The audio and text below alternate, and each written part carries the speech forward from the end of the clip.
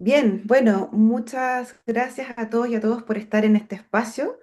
Estamos muy contentos hoy día de reanudar los encuentros online que han sido espacios muy significativos de la red, donde nos juntamos, nos volvemos a encontrar y me encanta que siempre hay nuevas caras y nuevas personas de diferentes territorios de Chile. Así que muy bienvenidos todos y todas. Mi nombre es Teresa Díaz y yo voy a estar hoy día junto con Barco de Papel, una revista que se dedica también a la gestión y la divulgación de la cultura y el patrimonio. Vamos a estar acompañando y liderando este encuentro, ¿ya? Em, para los que no saben acerca de la red nacional, esta es una red de articulación que estamos con territorios desde Arica hasta Punta Arenas y que son territorios que han decidido poner a la cultura y la economía creativa al centro de su desarrollo local. Entonces, en este encuentro hay personas de todo Chile, me imagino, y eso también lo hace súper interesante, muy complementario y nutritiva la conversación, dado que son temas que en el fondo se van aplicando, ¿no es cierto?, a los diferentes territorios. Entonces también ahí agradecer la participación de todos quienes se van sumando a lo largo de todo Chile.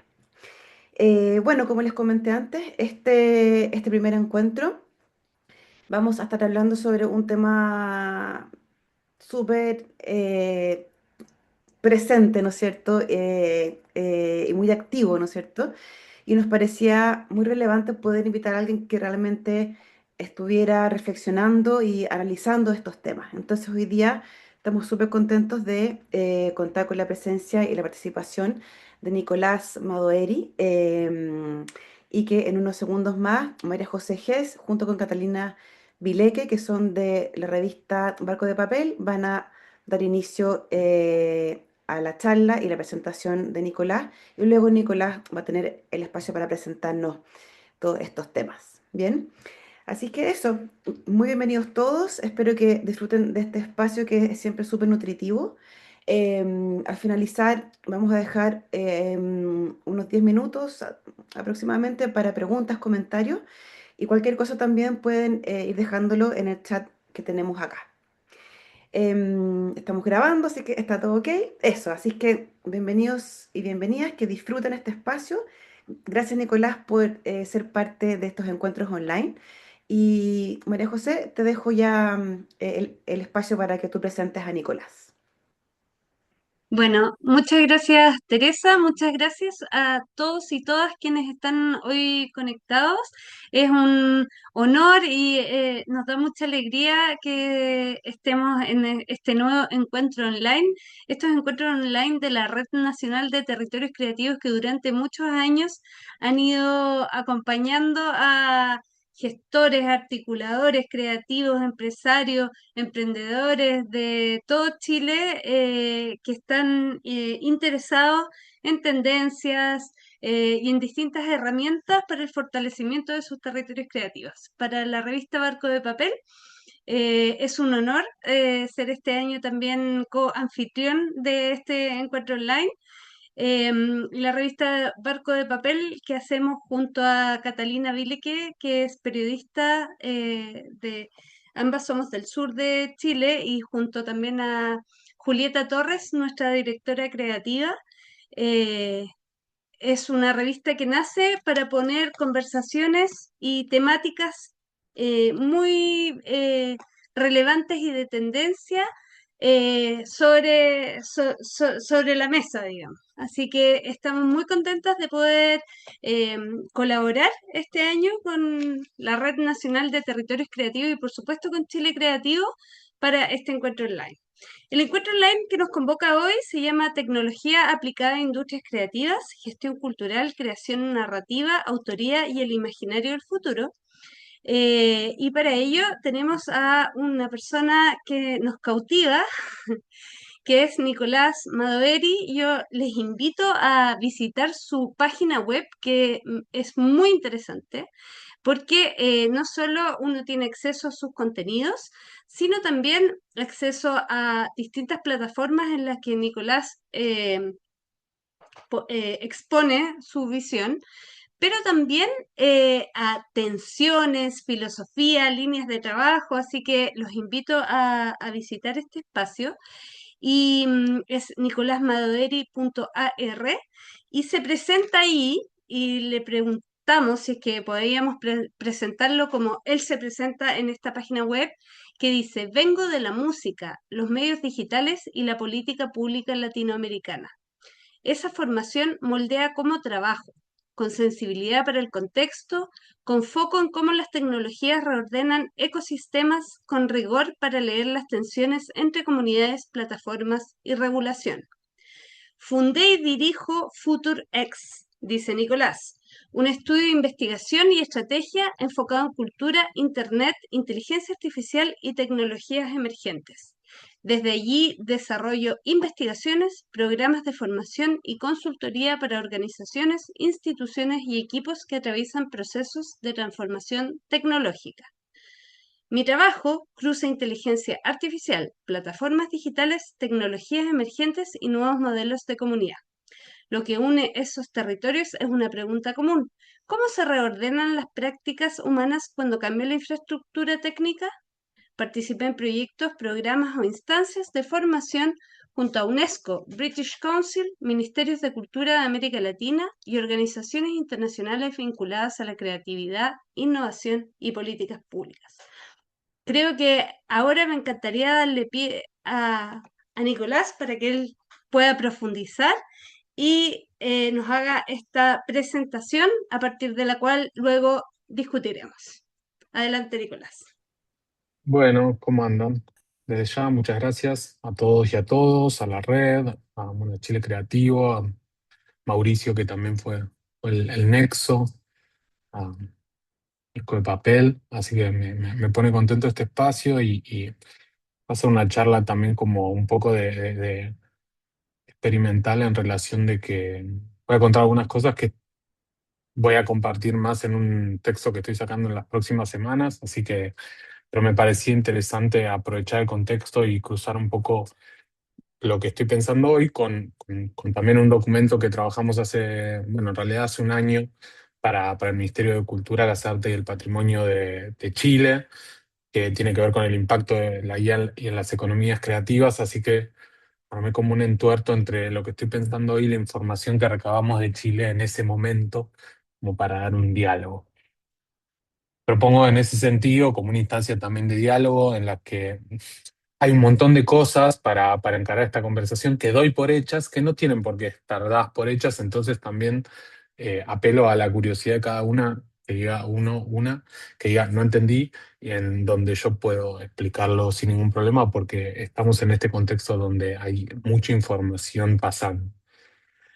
Tomo ese atrevimiento para avanzar y que no es una charla de decir que es la IA generativa y poder hablar de este contexto, pero también si hay alguien que necesita como que pensemos como un paso atrás algunas cuestiones, de mi parte no hay ningún problema y- y tiene que ver con un poco con la coyuntura que estamos habitando. Bueno, gracias ahí por la presentación, María José. Me gustó mucho escucharme en primera persona también con otra voz, fue como tuvo ahí su tecnología, ¿no? Eh, eh, Arranco con una provocación que es la constante de este diálogo que tiene que ver que con la IA dejó de ser una herramienta. Eh, Vamos a charlarlo y ver por qué digo que dejó de ser una herramienta y no tiene que ver con que no lo sea, ¿no? Eh, bueno, la presentación estaba un poco hecha, digamos, soy Nicolás Maveri, vengo trabajando hace muchos años en el impacto de la tecnología en los ecosistemas culturales y por un lado tengo una parte que trabajo con políticas públicas, instituciones, gobiernos, ayudando a desarmar estrategias, aplicaciones, distintas soluciones, reportes. Por otro lado, trabajo para el sector privado, para empresas, para pensar distintas soluciones, ideas, generar contenidos y después generó muchos contenidos vinculados a la divulgación, a entender los debates que hoy necesitamos dar en este contexto. Tengo un podcast, tengo un newsletter, artículos desde Futurex y de distintas plataformas. Es fácil ahí encontrarlo. En relación a las publicaciones, Bueno, el espacio que tiene ahora, digamos, viene,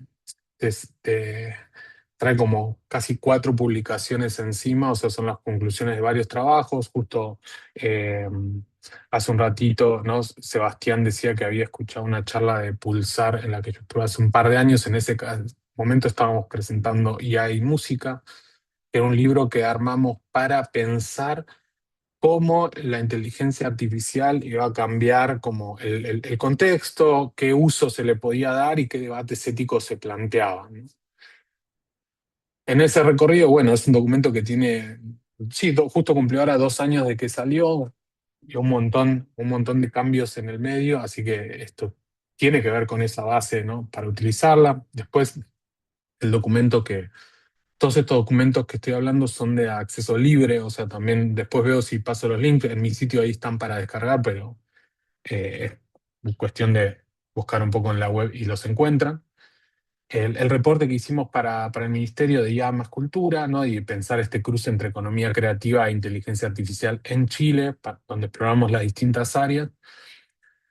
El último documento que trabajamos con UNESCO para octubre del año pasado, que tiene que ver con pensar protocolos para usarlo. Entendiendo ahí un punto de partida que voy avanzando en la discusión, que tiene que ver que no estamos en esa instancia que discutimos si la usamos o si no la usamos, sino cómo y para qué, ¿no? Entonces empezamos a hablar de SIDA, ¿no? Hablamos de inteligencia artificial generativa con esta tecnología que permite generar infinidad de contenidos y decir, bueno, y sabemos que genera altas capacidades, digo, nos potencia en un montón de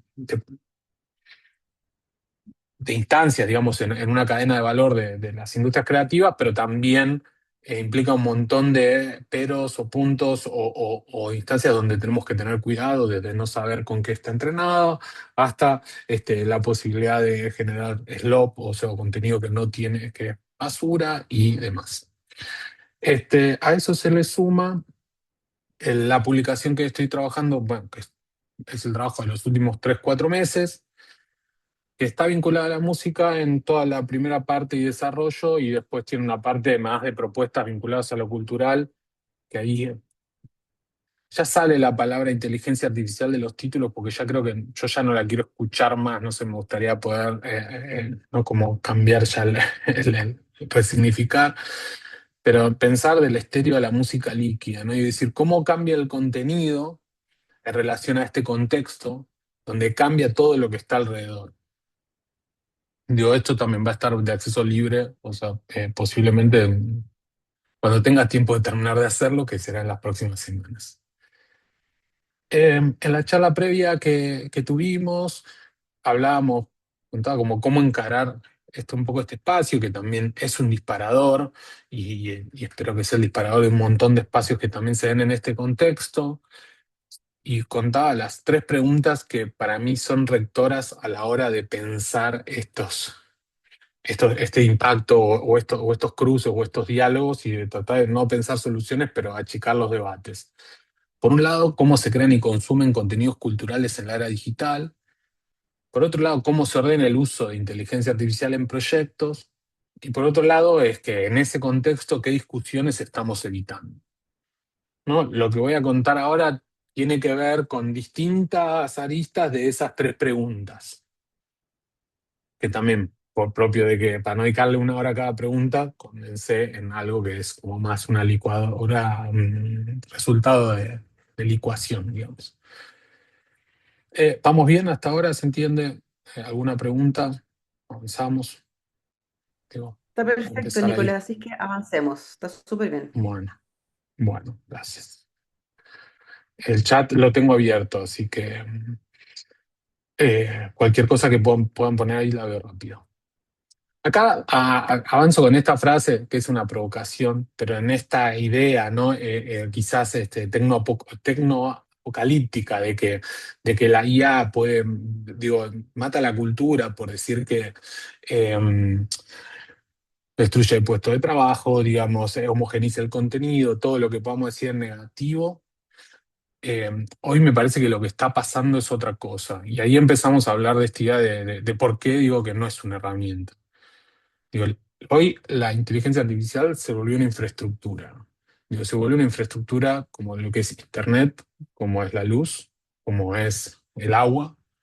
Entramos a cualquier plataforma digital y tiene posiblemente una capa de inteligencia artificial generativa. Spotify, más allá de la capa algorítmica, ahora si escribimos, tiene una aplicación que me apareció los otros días, que me genera todos los días un podcast personalizado con las noticias que yo quiero saber. Meta tiene una cosita en todas sus aplicaciones donde podemos preguntar algo puntual. Google, la respuesta que nos da es una, pero con inteligencia artificial es otra. ¿No? En todo el contexto, digo, Gmail, todo lo que usamos en digital aparece como una nueva capa que no elegimos. Y que a diferencia de la electricidad o a diferencia que otras infraestructuras, mismo Internet, donde por lo menos nosotros estamos definiendo si me conecto o no a Internet, después si lo necesito o no, acá no está definido de una manera clara. Es como una infraestructura que entró a nuestras vidas y entró de una manera impuesta. De que, no, lo que digo, no trato de no decirlo con juicio de valor, digo, porque digo, trato de decir lo que fue pasando y también si alguien no está de acuerdo también me lo puede decir. En ese contexto es lo que aparece, o esta sensación, digo, que también, digo, y no es un concepto nuevo, pero sí en este contexto capaz de hablar de una cultura líquida, que tiene que ver con qué pasa con un contenido hoy, ¿no? Venimos de un recorrido histórico de imaginarnos que una imagen, digo, más allá de que en lo digital se puede multiplicar las veces que uno queramos, pero es esa imagen, y en realidad esa imagen es la versión que nosotros queramos o podamos pedir de esa imagen variada, y es una imagen que es parte de un entrenamiento para generar otras imágenes, ¿no? Entonces, algo que nosotros decíamos es esto, y es uno en realidad se diluye por momentos en algo que es mucho más y de lo cual no controlamos tanto. Esta quizás es una idea también que es líquida en relación no es la idea que se lleve en un concepto, sino que pensemos juntos si esta idea tiene sentido, digamos, para un sector cultural en el que a veces necesitamos como poner las cosas en caja y esto nos desdibuja un poco esa idea. Por otro lado, yendo un poco más para atrás, cuando hablamos de la entrada de la inteligencia artificial generativa, y podemos decirla ya hace 3, 4 años, no está como en un campo vacío, sino que entra en un ecosistema digital, ¿no? De la cultura que ya estaba optimizado para que sea veloz, para que retenga a los usuarios, para que nosotros nos quedemos pegados a una plataforma y básicamente como una economía de la atención, digamos, de alguna u otra manera.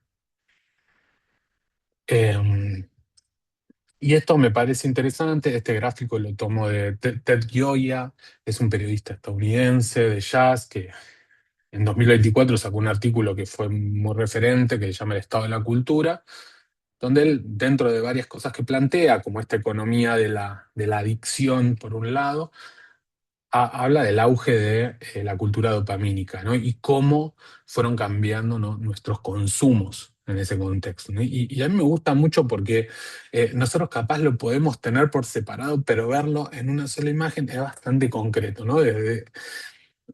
Ahora, desde la situación del Mundial, no sé cómo habrá sido allá, pero por ejemplo acá 3 de cada 4 publicidades del Mundial era una publicidad de apuesta online, porque ya no alcanza con ver solamente el partido, sino que también hay que apostar para generar una dopamina, una sensación más en esa capa, ¿no?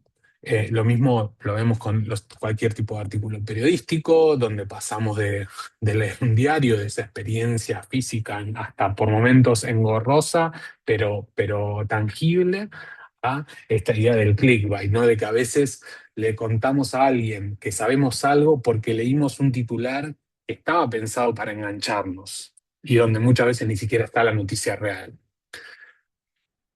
Con el video también, digo, y el video acá, esto sale en 2024 y hoy creo que en vez de aparecerían las series verticales, ¿no? Esta idea de cómo consumimos y algo que nosotros se genera una narración en 2 horas o en 2 horas y media, hoy se genera una narración en un minuto. Y ese minuto tiene que tener la suficiente cantidad de hooks, como se dice, de anzuelos o de ganchos para atraparnos dentro de ese minuto y que no perdamos la atención, porque puede parecernos largo.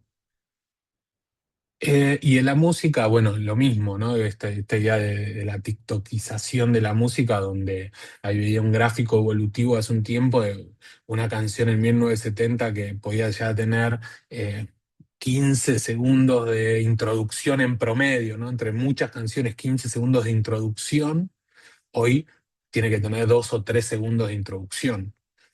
No, y eso no es una decisión artística, es una decisión de formato para no perder la atención de la persona que escucha eso y que tiene que llegar a un estribillo muy rápido porque si no, no tiene el tiempo o no tiene la atención suficiente. Esto me parece interesante porque decir, bueno, nosotros estábamos hablando de que una tecnología se convierte en infraestructura en un contexto de consumo bastante particular. Eh, eh, Acá, digo, está un poco más bajada la idea de infraestructura, pero es un poco lo que hablábamos recién. ¿No? Decir, bueno, ¿qué es la diferencia entre pensar en herramienta a infraestructura?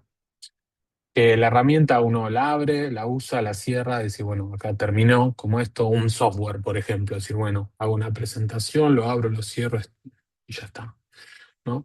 O determinada cuestión donde yo defino de qué manera lo voy a usar.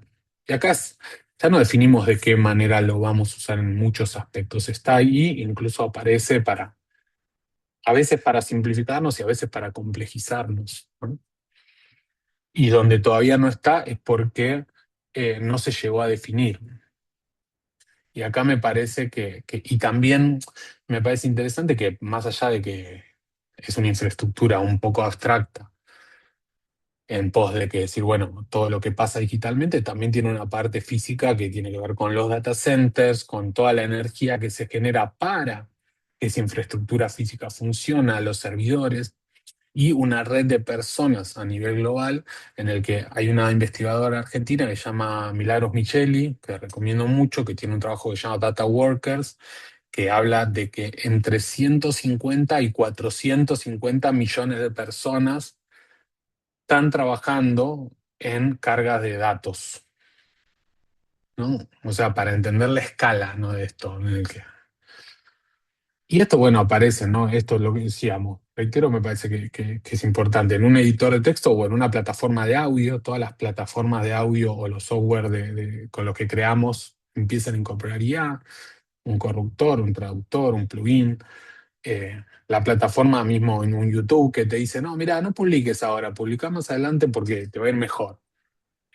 Más allá de algo que veíamos como los algoritmos o los espacios donde podemos promocionar. Eh, Después, ¿qué pasa cruzando esta idea con el volumen de contenido que hoy está pasando con la inteligencia artificial generativa? Y ahí Deezer, que es una plataforma similar a Spotify, o sea, una plataforma de streaming, como para los que no vengan capaz de la música, como con las mismas características de Spotify, viene sacando reportes bastante transparentes, o sea, en relación de cuánta música reciben ellos, o sea, las plataformas de música generadas 100% por inteligencia artificial, y cuánto se escucha esa música. Este dato que es si no me equivoco, creo que debe ser del 6 o 10 de julio, o sea, no debe tener un mes o debe tener un mes y un poquito. Ellos dicen que más del 50% de la música que hoy se sube a plataformas de streaming de música es 100% generada por IA y eso representa 90.000 canciones diarias, digo, para entender el volumen.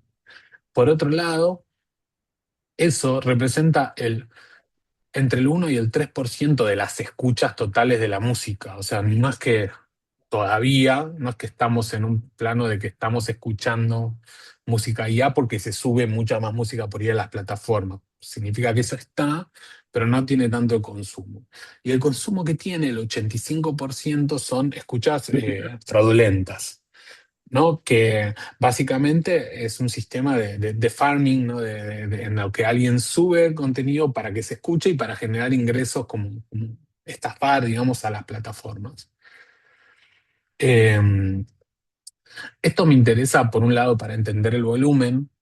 En las plataformas de streaming esto se puede medir, pero en YouTube no, en Instagram no, en TikTok no, en un montón de plataformas que hoy utilizamos no sabemos cuánto es el volumen generado ya sintéticamente y cuánto es este círculo en el que alguien crea para que, o una máquina crea para que una máquina consuma, ¿no? Yo hace un tiempo me junté con un productor audiovisual acá que se jactaba de que había conseguido hacer un desarrollo para crear 800 videos por día y subirlos a YouTube, ¿no? Y esos videos en YouTube eran para chicos y básicamente no le importaba que haya 799 que no funcionaran por día y ellos querían con que uno le funcionara un poco, ya les rendía seguir haciéndolo, ¿no? Y es una lógica para mí muy loca para entender en relación de cómo algunas personas están pensando el funcionamiento de las industrias creativas hoy, que son parte de nuestra industria. O sea, no podemos dejar de entender que eso está ahí, está sucediendo.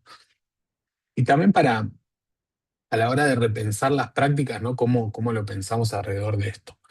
Esto me interesa que se entienda y capaz es un poco complejo. ¿Se entendió como lo dije? Si no, lo puedo volver a decir. Digamos, Se o queda alguna entendió. duda, Eso, pregunta. reacciones. Dedito Sí, para arriba, ¿viste? videito para Perfecto, arriba. se entendió. Bien, bien. Sí, lo pongo en el chat, digo, porque, digo, está claro que son un montón de datos, un montón de información y no necesariamente, y también y hay que prestar atención más de 30 segundos y ya todos estamos medio, y es viernes, además.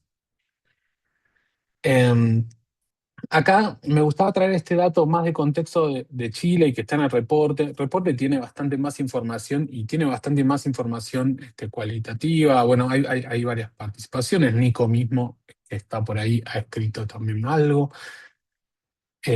Pero decir, bueno, Chile es uno de los países que están más avanzados en relación de la incorporación y de inteligencia artificial a nivel región, ¿no? Junto con Brasil y México, digamos, en relación de Latinoamérica.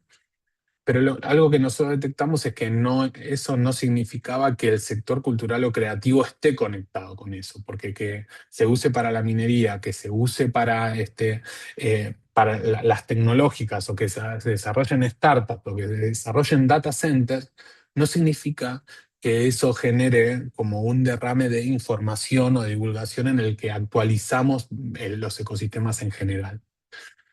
Pero igual, digamos, cuando nosotros hicimos este reporte, la encuesta fue a comienzo del año pasado. Estoy seguro que hoy los datos serían distintos porque un año se mueve mucho.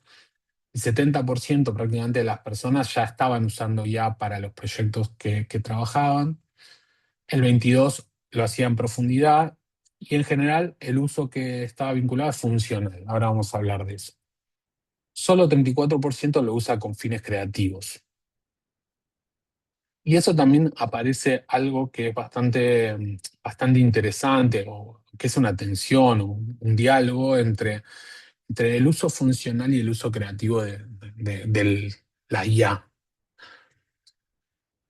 En realidad, de base es una tecnología que, bueno, se jacta por crear, digamos, o sea, o por darnos algo que hasta ahora no estaba, que eso, bueno, no lo vamos a discutir, es para mucho más complejo. Es decir, nosotros pedimos algo y nos devuelve algo muy, entre comillas, nuevo, diferente o remixado, podemos decir. Y ahí aparecen, en general, digamos, nosotros adoptamos esta tecnología para usos funcionales, sobre todo en los sectores culturales, donde no pareciera competir con lo que hacemos, que nos consideramos creativos, ¿no? Y aparece el uso en la comunicación, en la gestión, en pensar postulaciones, en generar reportes, en investigación y archivo, en traducción, etcétera. Eso, digamos, genera como nos da como cierta eficiencia en relación de lo que nosotros podemos hacer, digamos, somos más rápidos, no necesariamente somos mejores, o sea que eso me parece también un destaque, que seamos más rápidos en hacer una aplicación no Esa es la significa que... patente, sí.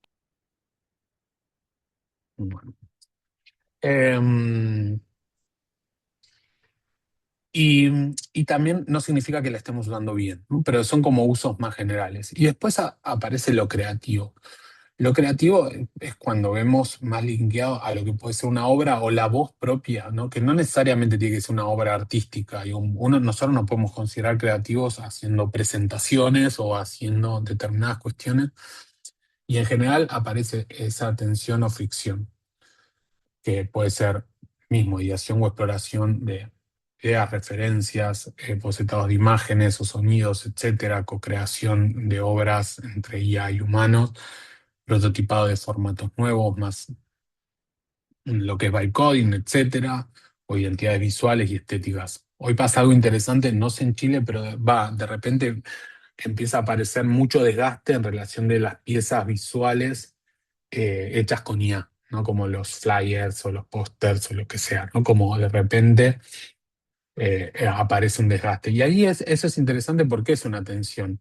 Porque en realidad para muchos de nosotros, los que no seamos diseñadores o ilustradores, hacer un póster, digamos, o un flyer, un afiche para comunicar, puede ser desde esta charla hasta lo que fuere, es algo funcional. O sea, lo consideramos, tiene que tener, sabemos que tiene que tener cierto estándar, pero es funcional. No ponemos nuestro amor en que decir, bueno, que ese afiche esté bien. Claro, pero para otros sectores o subsectores del área de la creatividad, eso es su parte creativa. Y ahí me parece que está bueno pensar la atención y sobre todo esto es necesario para entender la problemática más global y la problemática de esto, de esta infraestructura que no nos pone unos contra otros, pero sí a veces estamos pensando, sí nos pone a pensar mucho en nosotros mismos, ¿no? Y decir, bueno, si yo trabajo con la música, a mí me molesta que exista Suno, si yo no la uso para mi día a día, pero me encanta que exista X Nano Banana porque resuelvo todas las imágenes a nivel visual, ¿no? De esta manera. Con una atención de que quizás yo en la parte de audio estoy trabajando de una manera muy personalizada, pero estandarizo todo lo que es lo visual que yo hago por usar la tecnología. Eso tiene muchos grises, y ahora lo vamos a hablar. No es que es algo fáctico, tiene un montón de grises y no es necesariamente así. Hay mucha gente que hace con Fly con IA y que están muy buenos, a veces ni nos damos cuenta, y hay mucha gente que igual antes hacías cosas que estaban estandarizadas y no usaban esta tecnología, ¿no? Ahí es donde también lo que nos damos cuenta y lo que aparece este año es que es una tecnología donde la adopción tiene varias capas. Y la verdad que hoy eh, estamos todos en una especie de elige tu propia aventura. No sé si allá también estaban estos libros ahí para chicos, pero si no se entiende, ¿no? Que cada uno elige su propio camino de adopción. Y eso depende mucho de qué criterio nosotros tengamos y qué estemos construyendo o qué estemos pensando construir en relación de lo que hacemos, ¿no? Porque obviamente arrancamos con esta idea de, bueno, lo uso como una herramienta y le pido cosas. Y ahí es donde aparece, bueno, le pedí una cosa y me la respondió mal, ¿no? Como decir, bueno, le pedí que me haga una canción con determinadas características y el resultado no estaba bueno. Y es una tecnología que es predictiva, no necesariamente tiene que estar bueno, no se puede tampoco juzgar por eso. Y hacemos mucho juzgar. Le pregunté la fecha de cumpleaños de mi abuelo y no la sabía. Y decir, no, bueno, menos mal que no la sabe, ¿no? Como todavía tenemos un límite, ¿no? Que en el uso y esa atención. Después, digo, quito eso porque decir, bueno, hay una gran diferencia cuando usamos la herramienta sin criterio a cuando incorporamos esta capa de criterio. Eh, Donde ahí empezamos a hablar de un tema que ahora me interesa darle un poco de detalle. Uy, veo que estoy re mal de tiempo, pero en 10 minutos lo voy a lograr.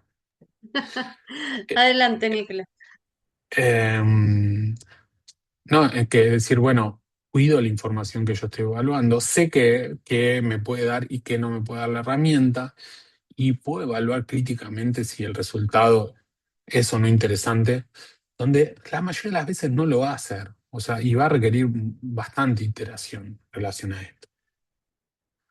Ahí pasamos como un poco a la parte 2 que creo que imagino que acá debemos estar en todas las partes, incluso en algunos proyectos al mismo tiempo o no, de pensar en qué nos soluciona o armar estos flujos de trabajo o estos procesos donde entendemos, sobre todo cuando pienso en workflow y en flujo de trabajo, en los ecosistemas creativos, es dónde entra la IA, dónde comienza el uso de IA y dónde termina, y dónde entra el uso humano y dónde termina.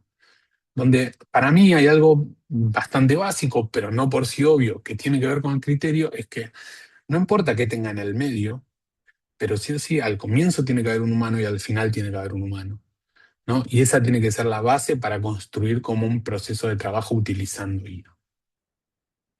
El último es un poco una consecuencia de esto. Cuando empezamos a armar flujos de trabajo que tengan criterio, lo que nos va a requerir es, por un lado, salir de un uso íntimo de la IA, que es algo que a mí es una de las preocupaciones más grandes que tengo hoy, de cómo cada uno la usa íntimamente, ¿no? Como que se dice esto que es, hoy es peor revisarle el chat GPT o el cloud a alguien que el WhatsApp, ¿no? Como que se te muestra el WhatsApp, pero nadie te va a mostrar sus conversaciones ahí. Mira, veo varias risas, o sea, como que nadie no lo mostrarían, o sea, no.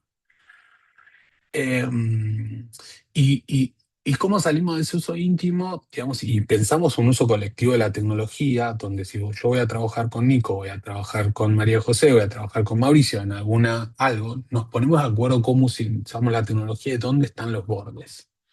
No es decir, para esto sí, para esto no, de esta manera sí, de esta manera no. Y me parece que hoy es fundamental pensar esto, ¿no? De decir, bueno, en esta infraestructura, entre comillas, impuesta, es decir, una de las principales o mejores prácticas que nosotros podemos hacer es nosotros marcar nuestros bordes. Ahí esto tiene que ver también con la toma de decisiones. En las entrevistas que hice para el podcast se llama Data a la Deriva, aparece mucho esta tensión entre decir, bueno, ¿cuántas decisiones yo tomaba ahora y cuántos tomo ahora? ¿Cuántas decisiones tomaba antes y cuántos tomo hoy? No es decir, cuando la tecnología me da la posibilidad de decir, dame un dibujo con estas características o dame una canción con estas características y sale. Digo, empezamos más allá de discutir la idea de autoría, sino también a discutir, decir, bueno, ¿cuántas decisiones yo tomaba antes? ¿No? Porque está claro que alguien que escribe toma una decisión en cada palabra que escribe, alguien que compone en cada nota, pero acá de repente eso desaparece y aparece algo como un todo. Y eso me parece que lo tenemos que tener muy en cuenta y lo llevo a la gestión, lo saco de lo creativo en sí mismo, en cómo es una tecnología que muchas veces es consecuente a que pensemos menos o que al final del día tomemos menos decisiones. Y en realidad el mejor uso que nosotros podemos hacer es mantener o tratar de mantener la máxima cantidad de decisiones y aprovechar también la tecnología. Ahí es donde efectivamente llegamos más lejos. En ese sentido, uno de los proyectos en los que yo estoy trabajando se llama PIACH y es un sistema de decisiones sobre IA para equipos que trabajan en sectores culturales y no necesariamente, que tiene que ver con pensar protocolos de IA con criterio humano, ¿no? Digo, acá le puse para ilustrar, pero es un sistema ahí que está en desarrollo en este momento, que lo que busca también es decir, bueno, quizás hace falta el marco para que personas piensen desde cómo va a funcionar una convocatoria, cómo va a funcionar un trabajo interno para escribir un artículo o cómo va a funcionar un proceso creativo y armar este protocolo asistido para poder ayudar en la toma de decisiones. Eh, Esto voy a pasar muy rápido, estas dos placas, que en realidad tienen que ver con eso de qué pasa con los derechos de autor hoy y qué pasa con los ingresos. Esto también lo hemos charlado también con Nico y con Mauricio en otras oportunidades, porque, y esto es un fenómeno bastante global, de que una de las principales preocupaciones que nos da esta tecnología es el tema de los derechos de autor, pero efectivamente en nuestras regiones los ingresos por derechos de autor son muy bajos proporcionalmente. O sea, nos preocupamos por algo en relación de que no nos genera necesariamente ingresos. Entonces ahí es cómo lo pensamos cuando, e igual, sí hay alguien que está ganando por eso, ¿no? Es decir, bueno, que nosotros no nos preocupemos de los derechos no significa que esos ingresos no estén y que no se tengan que distribuir de otra manera. Y en ese punto, decir, cuando pensamos en derechos o cuando pensamos en creación en general, hoy es muy difícil hacer una discusión de decir, bueno, esto es humano y esto es sintético, ¿no? Hecho 100% por inteligencia artificial.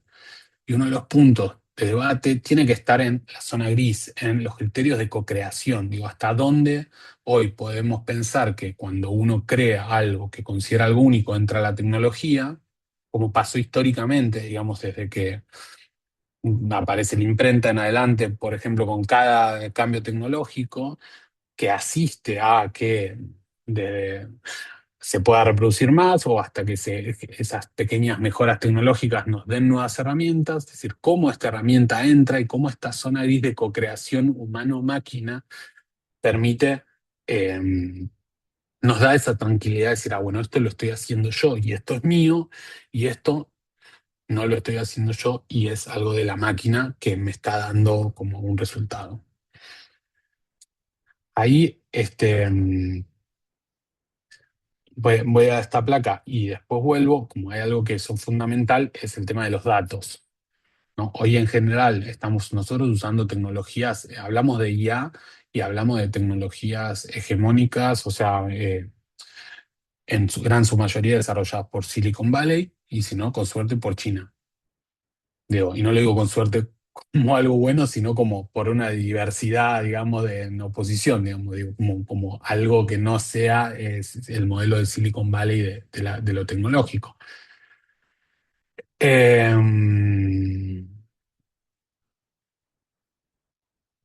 Y en este punto, digamos, me parece que hoy generalmente las inteligencias artificiales no están trabajadas con datos que sean, o que sepamos, por lo menos que sean de nuestras regiones, digo, en la mayoría de estos modelos.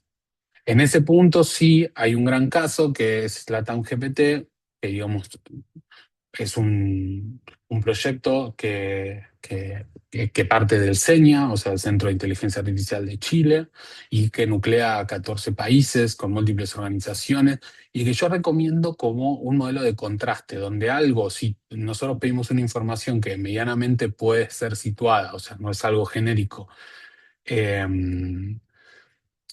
lo pedimos a ChatGPT, que también podamos pedírselo a la TAM-GPT y ver qué pasa con eso. Yo lo uso mucho en relación a eso, a comparativas, porque es interesante porque efectivamente todos los datos que están recolectados en ese modelo son latinoamericanos.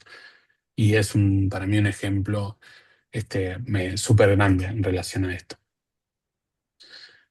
Acá Mauricio dice, sí, totalmente. Bueno, estoy simplificando la discusión por el tiempo, porque da para otro espacio de propiedad intelectual, de autoría, y un poco quería llegar a estos datos por eso. Es decir, cuando hablamos de derechos, de generar ingresos más económicos vía derechos, estamos simplificando que es la propiedad intelectual, pero me parece que hay que como que nos olvidamos a veces de eso, lo importante que es lo nuestro, y justamente decir, bueno, en base a entender cuál es nuestro dataset, por decirlo, nuestro acervo cultural más claro, cómo construimos hoy eso y pensamos en el circuito de derechos más tradicional que hoy no se mueve a la velocidad de lo tecnológico.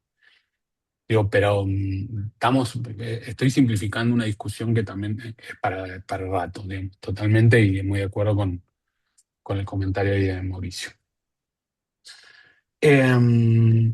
Bueno, en ese punto lo que nosotros estamos viendo, y más allá de que hay ciertos movimientos, todavía estos últimos años no es que hay grandes cambios ni de empresas de instituciones, ni de sociedades de gestión, ni de la tecnológica en general, ni de las legislaciones, ¿no? Como vamos avanzando en un contexto que vamos llegando un poco tarde a estos avances que son demasiado rápidos. Y volvemos a esta idea de por qué son importantes los protocolos en ese sentido, porque en un modelo de que nosotros no le podemos pedir una respuesta a las instituciones a la velocidad que está avanzando la tecnología. Nosotros tenemos que empezar a pensar nuestras propias soluciones o definiciones de manera colectiva donde también genere esa capa de diálogo de tensión. Y pensar como los protocolos me parece que también a veces parece una palabra que un poco barroca en relación de lo que hay que hacer, pero hay veces que se pueden hacer cosas muy simples.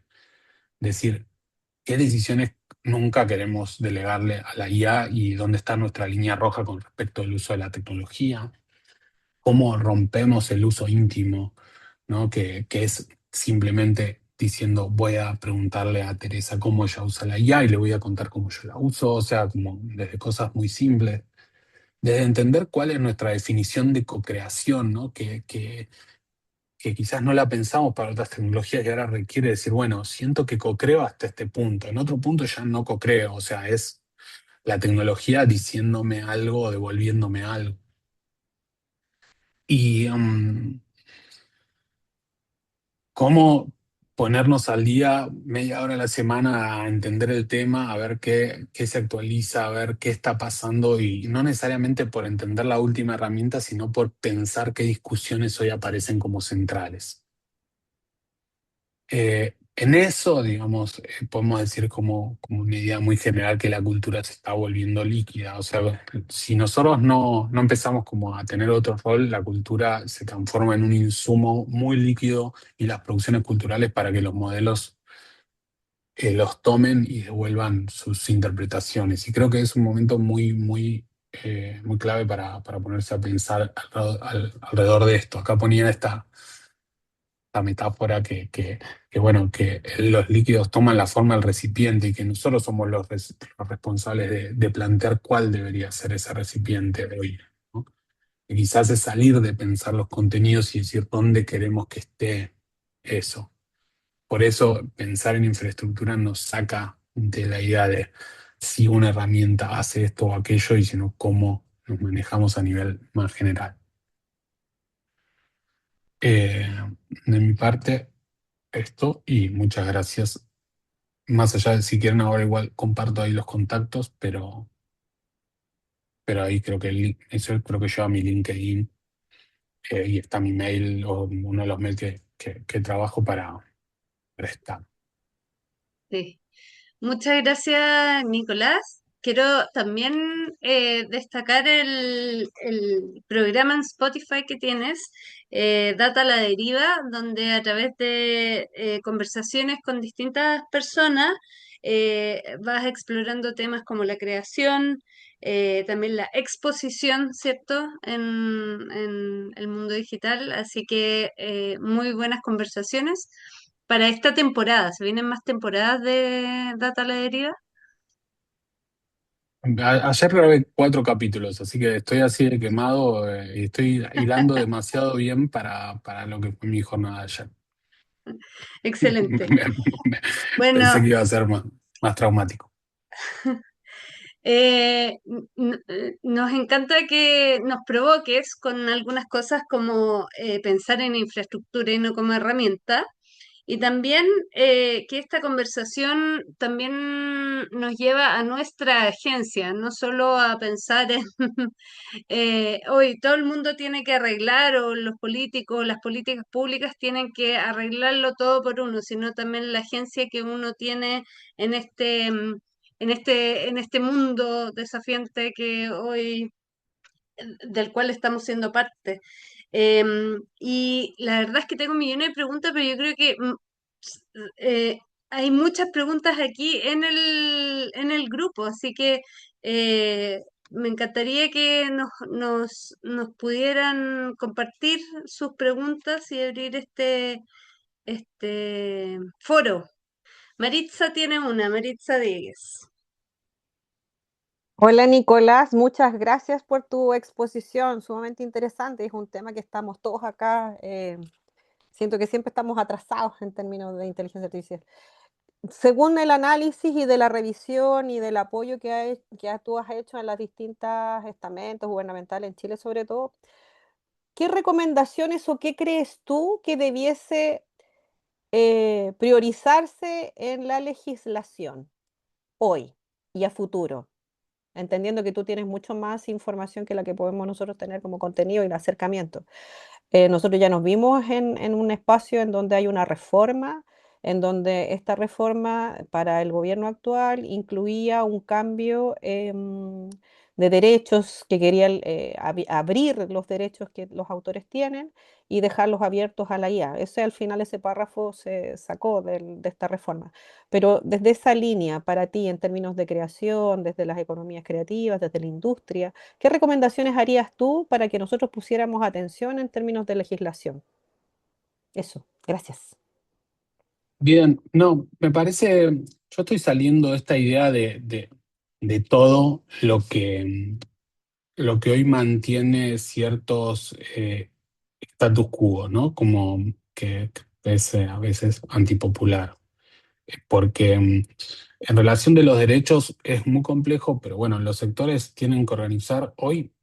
eh, en general, los circuitos de derechos están muy concentrados en algunos pocos creadores que ganan. Es muy difícil que se distribuyan los ingresos de una manera justa. Y lo que yo creo que es fundamental es que, eh, que de los que ingresa a las plataformas vuelve a los creadores. O sea, no sé si es como no es un punto de la legislación necesariamente, pero creo que la legislación lo tiene que pensar. Brasil sí lo tiene esto contemplado de una manera que es muy difícil de aplicar y es largo. Pero decir, pero esa pregunta, ¿qué de lo que hoy está ingresando a las plataformas vuelve a personas que crean y que protejan y que defiendan y que hagan la cultura o las industrias creativas y culturales locales? Me enfocaría mucho en esa pregunta de cómo hacemos que ese loop eh, eh, sea, sea sano y que hay que cambiar de lo que ya existe en eso, porque siempre la innovación, digo, atenta contra quizás los sistemas más tradicionales. Entonces hay que repensar algunos temas vinculados a cómo hoy funcionan las cosas, bueno, pensarlo, pero que vuelva algo de lo que hoy las plataformas están llevando por uso de datos o por suscripciones o por ingresos de inversiones, no me importa. Eso es mi opinión, qué sé yo.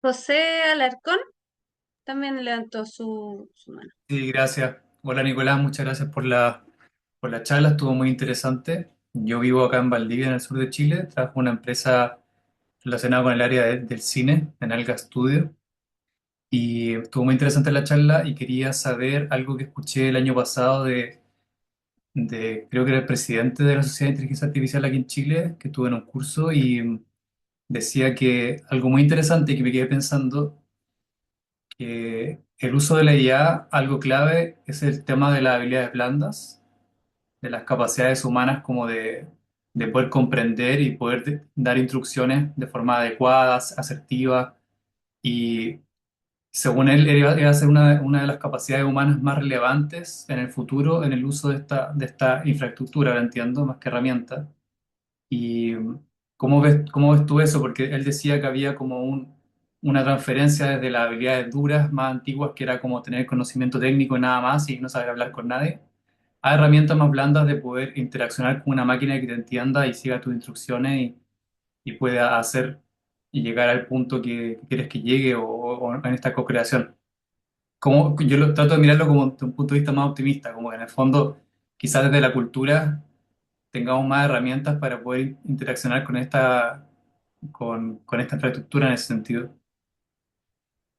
Sí, coincido. No, no, me parece que todo lo que son los las áreas vinculadas al humanista, de que conocen efectivamente que somos como humanos, son fundamentales hoy, porque si no, es eso, estamos en manos de personas que conocen muy bien la tecnología, pero no conocen cómo somos, o sea, las personas, y menos cómo somos en Chile, cómo somos en Argentina, cómo somos en Bolivia o en Brasil, digamos. Entonces, me parece que eso es fundamental. El tema es cómo...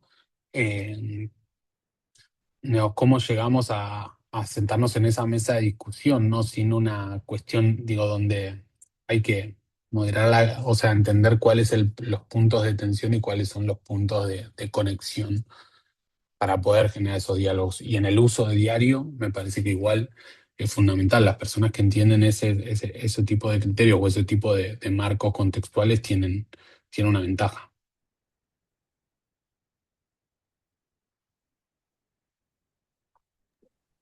Ale. Hola, gracias. Oye, una pregunta respecto a la zona gris que tú mencionabas. Como que me estaba como cuestionando cuál sería ese límite o esa como decisión humana que te parece suficiente como para poder hablar de autoría, porque antes de entrar en la coautoría, como el nivel de programación o de instrucción que hay que, hasta dónde eso podría ser ya, lo hice yo. Es difícil la pregunta, yo sé que no tiene respuesta, pero es un campo que me interesa, como el tema de la autoría antes de la coautoría. Bueno, para mí hay puntos de límites que es cuando yo sé de dónde son los datos, o sea, qué datos estoy usando y cuando no lo sé.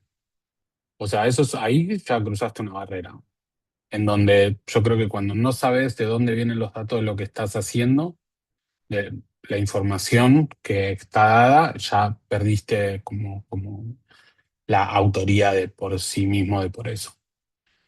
Y después, creo que límites, digo, más allá hay una cuestión vinculada al proceso, ¿no? ¿Qué proceso está dado eso? Es decir, bueno, que la información con la que trabajes sea tuya, no importa, sean imágenes, audios, textos, y sea tuya en relación o sepas de dónde las estás trayendo y qué rol juega la IA con eso, ¿no? Porque, por ejemplo, hoy, eh, no sé, por lo menos hablo de caso de artistas musicales. Muchos buscan sinónimos o cosas así para letra, dame 100 sinónimos de esta palabra. Bueno, es muy efectivo para hacer ese tipo de búsqueda, pero hay otros artistas que piden escribirme un verso vinculado a esta temática. Y decir, bueno, sobre un mismo eje, que es trabajar una letra utilizando IA, ahí ya hay dos puntos que son distintos. ¿No? Una cosa es si yo propongo la temática, pero yo estoy pidiendo un verso o una estrofa vinculada a eso, a que yo estoy pidiendo un sinónimo para aplicar, o múltiples sinónimos para aplicar. Y es, como vos dijiste, no podría tener una definición, y me parece que tiene que ver también mucho con criterio. Hoy uno puede también entrar a una plataforma, a una herramienta de creación, sea de audio, de imagen, de video, y usar todos los presets, lo que está, y decir, acá hice esto. E históricamente se puede. Ayer lo hablaba con una diseñadora gráfica, por una de las entrevistas, se llama Laura Barsky, que acá es muy súper reconocida, y ella decía, bueno, cuando arrancó a usar el Photoshop y tenía pocas herramientas y usaba esas tres herramientas y en un momento se veía todo igual, digamos, y vos decías, bueno, esto es mío, lo creé yo en base a estas herramientas. Hoy exponenciado pasa eso y también, ¿no? ¿Cuántas decisiones vos tomaste para que eso suceda? Vuelvo, creo que hay algo mucho de criterio porque desde siempre nosotros podemos decir, tomo una decisión y genero un algo, ¿no? Y si, bueno, si esa persona considera que eso es así, ok, pero capaz requiere otro tipo de discusión. Súper. Cristian, y ya vamos cerrando. Y hola Nicolás, muchas gracias por tu presentación. Solamente quizás llevar cuantas reflexiones. Eh, Vengo del área del sector audiovisual. Más o menos hace un año, como en abril, mayo del año pasado, se hizo la primera publicidad de Banco Santander en México. Desde los directores de foto y desde el gremio de los trabajadores del cine hubo una gran discusión sobre justamente de un equipo de 30 personas más o menos. eh, em, Se llega a 2 personas en general esta publicidad de 1 minuto, 30 segundos que además se resolvió todo lo que antes estaba resuelto de que podías generativamente, te aparecían seres humanos con 6 dedos, etcétera, y ahora no. Y desde ese momento hasta ahora ha sido exponencialmente la curva de aprendizaje de la máquina. Por lo tanto, cada vez más eh, representativa de la realidad. Momento más o menos similar sucedió con la fotografía en el 1800 cuando surgió y hizo la representación de de la realidad, dejando quizás de lado un poco a la pintura o los artistas que dedican a la pintura, que eran los que representan la realidad de alguna forma. Pero eso mismo dio énfasis a que existieran otros tipos de arte, ¿no? Y surgieron las vanguardias, etcétera. El, y luego, pensando en el ámbito tanto estético como ético, está el tema del uso del agua necesaria para generar esto, en donde también se piensa. Y, y, y, y a mí, como realizador y productor, me han llegado eh, ofertas de entregar material descartable de mis películas para justamente entrenar inteligencia artificial con un precio, un valorizado. Y también pienso en los festivales de cine que justamente han hecho un llamado para películas que no quedaron en los festivales de cine, especialmente cortometrajes, que incluyen una cláusula en que pueden ocupar tu material para entrenar inteligencia artificial. Lo dejo ahí en la mesa porque es interesante cómo está surgiendo y se está aplicando esto en el sector y la industria del cine. Creo que me quedé pegado. No sé si se Tiraste como escucha. si fuera como que yo tengo una bola de papeles y la tiraste ahí sobre la mesa, ¿no? O sea, como que son muchos temas que están buenos, pero que digo, es como que uno, otro, bien, o sea, todo banco, ¿no? Pero está interesante. Digo, nos pasa a todos un poco esa dualidad. Es la complejidad del tema. Digo, lo de la sostenibilidad lo podemos discutir y yo estoy totalmente de acuerdo. Y la industria audiovisual es una de las industrias más contaminantes, por lo menos del sector cultural, ¿no? Y me parece que hay que repensarlo desde todas las prácticas.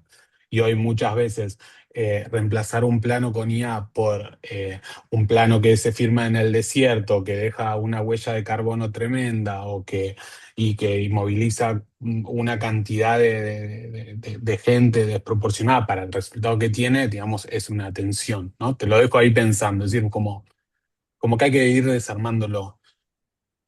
Lo de la autoría lo estábamos hablando antes, ¿no? Decir, bueno, y me parece que ahí empieza a entrar el criterio de cada uno. Si una empresa define o le parece que algo que hace una persona tiene el mismo valor que algo que hace todo un equipo profesional y bueno, también habla un poco de la empresa, ¿no? De lo que está buscando o de cómo se tiene que reestructurar el mercado. En eso, yo digo, vengo hablando con varias personas vinculadas al audiovisual de cómo ellos están reviendo la cadena de valor en relación de que alguien que hace fotografía no es reemplazable por unidad, es reemplazable por el uso correcto de la tecnología de alguien que sepa fotografía, porque volviendo al mundial, que digo, yo no tengo mucha conexión con la televisión y con la publicidad, en el mundial de repente el 70% de las publicidades estaban hechas con IA y eran desastrosas y claramente estamos en ese momento en el que en 10 años o en poco más vamos a decir, mira lo que era esto.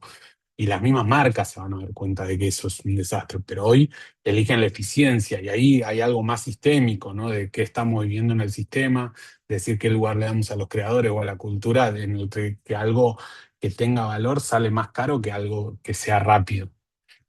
Pero bueno, digo, por eso hoy que tiraste así todo, porque tiene muchas capas la discusión, todas interesantes, pero digo, como que quieren un poco separar, porque la eficiencia que plantean las marcas y como hablábamos al comienzo, la IA es muy consecuente a un montón de cosas que ya venían pasando, no tiene que ver con que si contamina más o menos, o no tiene que ver si en un festival aceptan o no un corto con IA. Digo, son todas como cuestiones que vienen de distintos lugares y que requieren distintas discusiones. Perfecto, muchísimas gracias Nicolás por tus respuestas. Muchas gracias también por todo lo que nos compartiste. Creo que nos abriste un montón de temas, reflexiones, cuestionamientos que nos parece siempre muy útiles para estas conversaciones. Así que muchísimas gracias, Nicolás. Y también muchas gracias a todos los que están hoy día. Gracias por sus preguntas. Y dejamos en el chat varias información tanto de Nicolás con sus redes sociales y con sus contactos. Y también los queremos dejar súper invitados para que en unos días más puedan revisar o compartir también esta instancia, ¿no es cierto?, en el canal de YouTube. Y también que estén muy atentos a todos los boletines e información de Chile Creativo, Barco de Papel y la Red Nacional, que vamos también a ir insumando y complementando esta instancia también con otras notas también escritas. Así que invitados todos a seguir en contacto. Muchas gracias, Nicolás, por tu tiempo, por tu generosidad. Esperamos seguir viéndote cerca y pronto aquí en la red. Así que muy agradecida.